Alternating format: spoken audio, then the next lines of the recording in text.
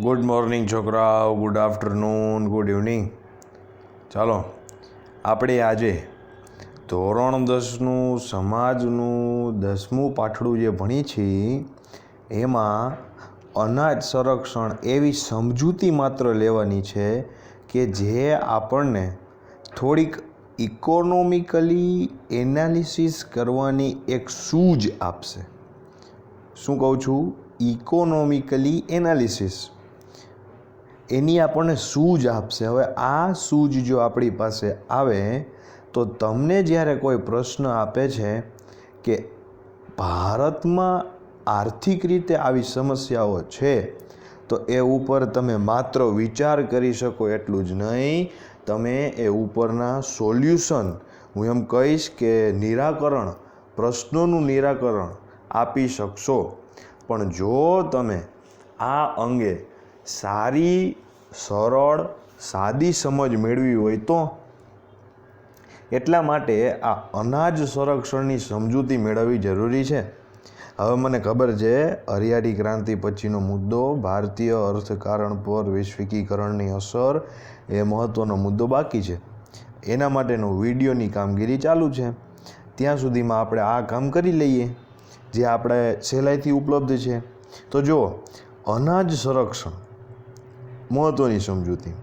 આજે કોઈ પણ દેશ માટે અન્ન સુરક્ષા જરૂરી છે. શું કામ એને?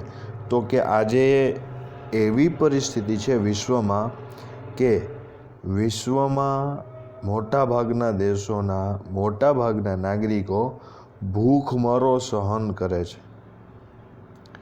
આપણને 3 ટકનું ખાવાનું, નાસ્તા પાણી આરામથી મળી જાય એટલે આપણને લાગે કે આપણને તો ક્યાં આવે, બધું મળી જ જાય છે, બધાને મળી જતું હશે ખાવાનું. ના મિત્રો, એવું બિલકુલ નથી.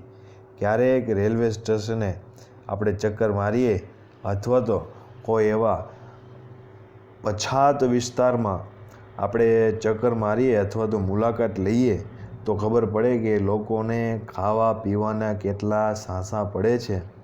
એ ઉપરથી આપણે પછી સાચું તારણ કાઢી શકીએ કે નહીં, હજી પણ ભારતમાં જો લોકોને 2 ટકનું, માત્ર જો સવારનું તો ગણાતું પણ નથી, માત્ર 2 ટકનું ખાવાનું પૂરતું નથી મળતું તો ભારતને વિકસિત રાષ્ટ્ર તો કેમ કહેવું? અને આ ગરીબીમાંથી ભારતીય જનતાને કેવી રીતે મુક્ત કરવી, આ દરેક પ્રશ્નો મગજમાં ઉદ્ભવે. તો એટલા માટે આપણે આ અનાજની સમસ્યા છે એ દૂર કરવી હોય તો એની સુરક્ષા અતિશય જરૂરી છે. કારણ કે એનાથી એક નહીં, અનેક ફાયદા થવાના છે. જો અનાજની માંગ વધતી જતી હોય અને અનાજની મોટા પાયે આયાત કરવી પડતી હોય તો તે દેશ માટે તેની રાજકીય સ્વતંત્રતા જોખમમાં મુકાઈ શકે છે. હવે કેટલી ભયાનક વાત કહેવાય, હું એમ કહીશ. કારણ કે કોઈ પણ દેશની સ્વતંત્રતા જો આના ઉપર આધારિત થઈ જાય તો જે દેશ કોઈ પણ દેશને આપે છે, અનાજની મદદ કરે છે, એ એના ઉપર રાજ ચલાવવા માટે સક્ષમ બની જાય છે કે જો તમે અમને શાસન નહીં કરવા દો તો અમે અનાજ પૂરું નહીં પાડી કે કોઈને નહીં પાડવા દે. અને પેલો દેશ દબાવ હેઠળ આવી અને ગુલામ બની જાય એવું પણ બને. તો મિત્રો, ખાસ વિચારવાની વાત રહી કે કોઈ પણ દેશ માટે અન્ન સુરક્ષા એ કેટલી જરૂરી છે. આગળ હરિયાળી ક્રાંતિને લીધે આપણે અનાજ ઉત્પાદનમાં સ્વાવલંબી બન્યા છીએ. હરિયાળી ક્રાંતિ આપણે ભણી ગયા છીએ એટલે તમને બધાને એ ખબર છે. અને એનો આપણે ફાયદો એ જ જોયો તો પહેલો કે એને લીધે આપણે અનાજ ઉત્પાદનમાં સ્વાવલંબી બન્યા. આગળ અનાજ ઉત્પાદનના વધારા સાથે સાથે દેશની વસ્તીમાં પણ વધારો થયો છે. હવે એમ રાજી થવાની જરૂર નથી કે અમારે હવે મોટું ઘર આવી ગયું, હવે અમારે ઝાઝા બધા રૂમ છે, પહેલાં 2 જ હતા હવે 4 છે. પણ ભાઈ, પહેલાં 4 ભાઈઓ 2 રૂમમાં સમાઈ જતા અથવા તો 1 રૂમમાં સમાઈ જતા. પણ હવે ચારેય ભાઈઓના લગ્ન થઈ જશે મોટા થઈને, તો ચારેયને અલગ અલગ બેડરૂમ જોશે, મોટી વ્યવસ્થા જોશે, હોલ, કિચન, બેડરૂમ, મહેમાન આવે, વસ્તુ એમ છે વસ્તી વધી.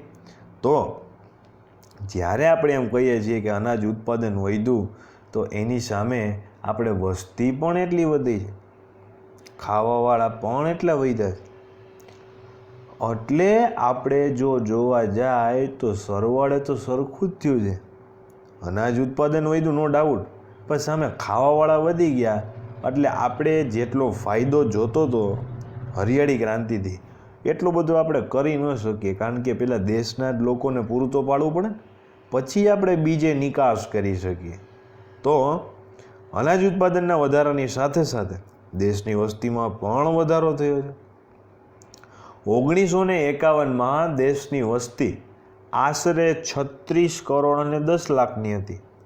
વિચારો, દેશ આઝાદ થયો એના 3 થી 4 વર્ષ પછી પણ માત્ર 36 કરોડ, હું એમ કહું છું માત્ર 36 કરોડ, અને આજે 2020માં દેશ આઝાદ થયો એના 73 વર્ષ પછી એમાં 100 કરોડની વસ્તી ઉમેરાઈ ગઈ છે. વિચાર કરો, પૃથ્વી આખી ઉપર 1 અબજની વસ્તી માત્ર ભારતમાં વધી, તો એની સામે કેટલું અનાજ, કેટલું પુષ્કળ અનાજ એ વસ્તી માગતી હશે. સમજો છો કે નહીં? કાંઈ આમ ઇમેજિનેશન થાય છે? થવું જોઈએ. એટલે 1951માં દેશની વસ્તી આશરે 36 કરોડ 10 લાખની હતી. આજે 125 કરોડથી વધુ છે. હવે મિત્રો, આ જે બુક છે એ 2015-16 અથવા તો વધીને 17-18ની સાલની છે. આપણે અત્યારે 2020ના અનુસંધાને જો વાત કરીએ તો દેશની વસ્તી ખરેખર 135 કરોડથી વધી ગઈ છે. અને જ્યારે આમાં 36 કરોડ કીધું તો મેં તમને એમાં 100 કરોડ ઉમેરવાના કીધા, અને એ હું પૂરેપૂરા વિશ્વાસ સાથે કહું છું. આગળ, તેથી અનાજની માંગ પણ વધી છે. તેમ છતાં આપણા દેશમાં છેલ્લા 5 વર્ષોમાં અનાજનું ઉત્પાદન વધ્યું છે. 1950-51માં ભારતમાં 51 ટન ખાલી નહીં હોય, એટલે એ તો કાંઈ ન કહેવાય બાપુ, 51 કરોડ ટન અનાજ ઉત્પાદન થયું હતું, જે વધીને 2013 અને 14માં, જો યાદ રાખજો, અત્યાર સુધીનું વિક્રમજનક અનાજ ઉત્પાદન ભારતમાં જો પૂછે તો સાલ આવશે 2013 અને 14. એની નીચે અંડરલાઈન કરી લેજો. કેટલું ઉત્પાદન? 265.4 કરોડ ટન ઉત્પાદન થયું. એમ કહેવાય કે અધધ ઉત્પાદન. કે ભારત, શા માટે એવું કહેવું પડે? તો કે ભારતમાં એટલી બધી ટેકનોલોજી હજી ક્યાં છે જ કે જેટલી વિદેશમાં છે. વિદેશે જેટલી કૃષિ ક્ષેત્રે પ્રગતિ કરી એટલી તો હજી ભારતે કરી પણ નથી. હા, ક્ષમતા 100% છે, 110% છે, બટ હજી આપણે આગળ એટલા વધી શક્યા નથી. તો આપણે એ વસ્તુ નોંધવી પડે કે ભારતે એવા સમયમાં પ્રગતિ કરી કે જ્યારે એની પાસે મર્યાદિત સાધનો છે અને એને વિક્રમજનક ઉત્પાદન કર્યું દેશ આઝાદ થયો ત્યારથી લઈને અત્યાર સુધીના વર્ષોમાં. તો એ 2013-14ની સાલમાં 265.04 કરોડ ટનનું ઉત્પાદન થયું. આજે આપણી પાસે એટલું અનાજ છે કે દેશની ન્યૂનતમ જરૂરિયાત પૂરી કરી શકાય. ન્યૂનતમ એટલે નાનામાં નાની. આ ભંડાર ટકાવી રાખવો અને તેમાં વધારો કરવો આવશ્યક છે. હવે આપણી પાસે ઘણો બધો ભંડાર ભરેલો છે. ટૂંકમાં આપણી પાસે ખાવાના છે. હવે વિચારજો કે લોકડાઉન પછી અથવા તો લોકડાઉન દરમિયાન સરકારે જાહેરાત કરી કે જે BPL APL કાર્ડવાળા છે એને બહુ જ સસ્તા ભાવમાં 5-5 કિલો ઘઉં ને અનાજ ને એ બધું પૂરું પાડશે. તો એ ક્યાંથી આવે? ચોખા જો પૂરા પાડવાના હતા, પછી દાળ, ઘઉં, આ 3-4 વસ્તુ એ સરકાર મદદના ભાવે APL BPL કાર્ડવાળાને આપવાના હતા અને આપે છે. તો મારું કહેવાનું કે આટલું બધું એ ક્યાંથી કાઢી શકે? તો કે આ જે અનાજના ભંડારની વાત કરીએ છીએ એ ત્યારે ઊભું થાય.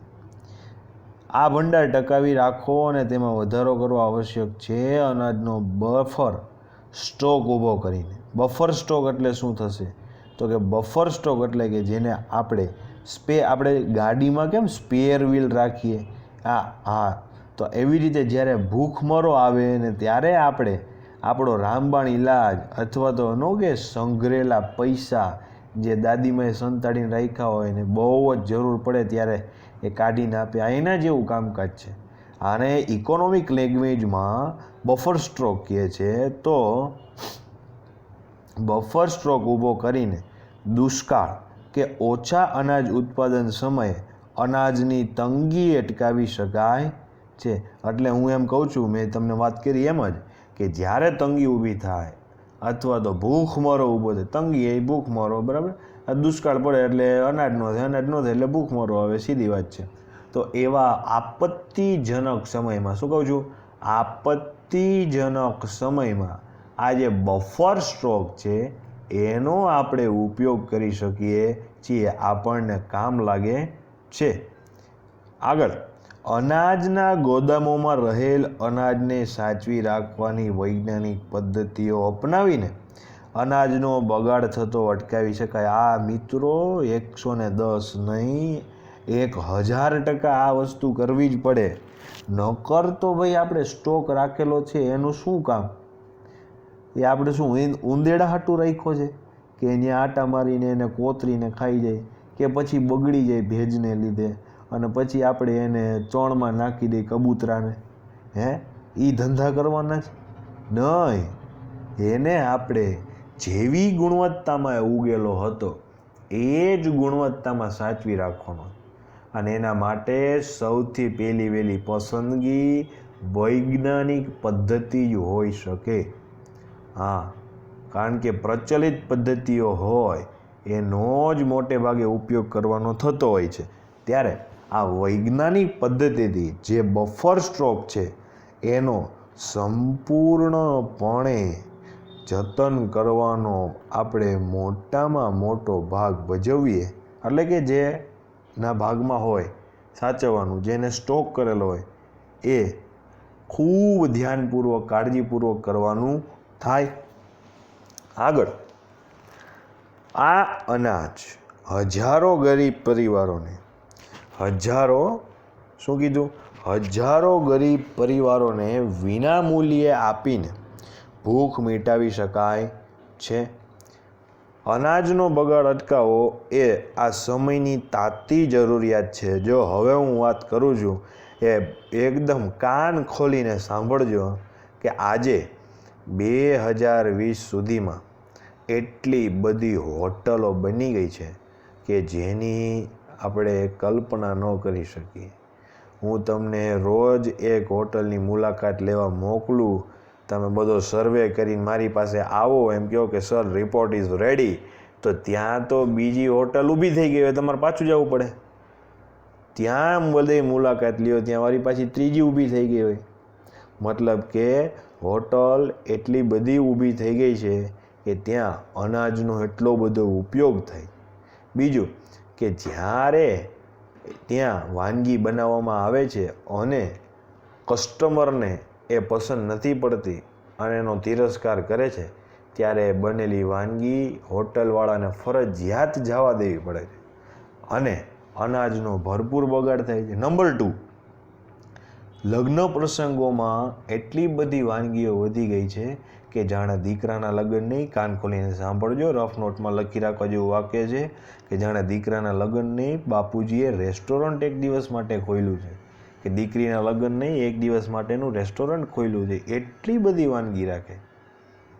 સંબંધીઓ છે એ સગાઓને મળવાના પ્રેમ ભાવથી નહીં પણ ખાવાના ભાવથી આવે પ્રસંગમાં.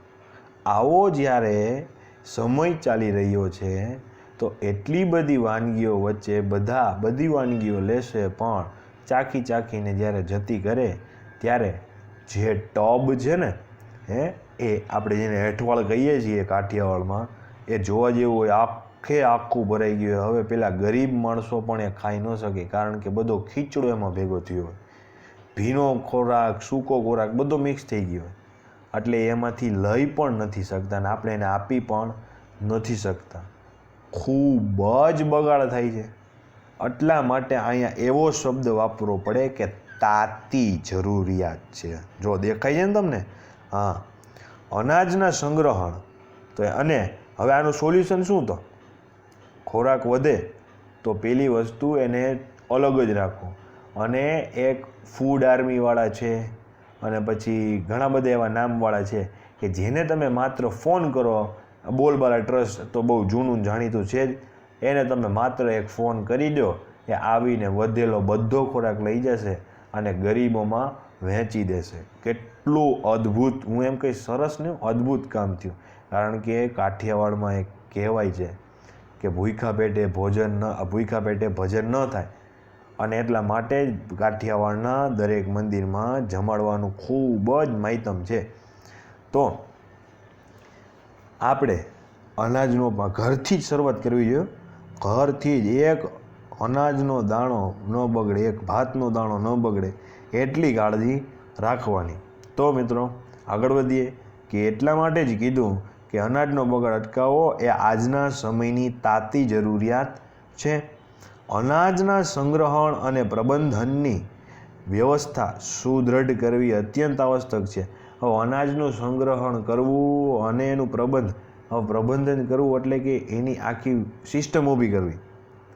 હા, અને સિસ્ટમ ઊભી થઈ જાય એટલું જ નહીં, સંગ્રહ કરવાનું અને એની આખી સિસ્ટમ ઊભી કરવી. ક્યાંથી કેમ આવશે, કઈ પદ્ધતિથી આપણે એનો ઉછેર કરશું મતલબ કે એને આપણે સંગ્રહ કરશું, એ બધુંય ઊભું થઈ જાય. એને સુદૃઢ કરવી કે આ નક્કી હવે આ મોજ થશે 100%, આપણે આને આવી રીતે સાચવશું, એ સુદૃઢ કરવી અત્યંત આવશ્યક છે.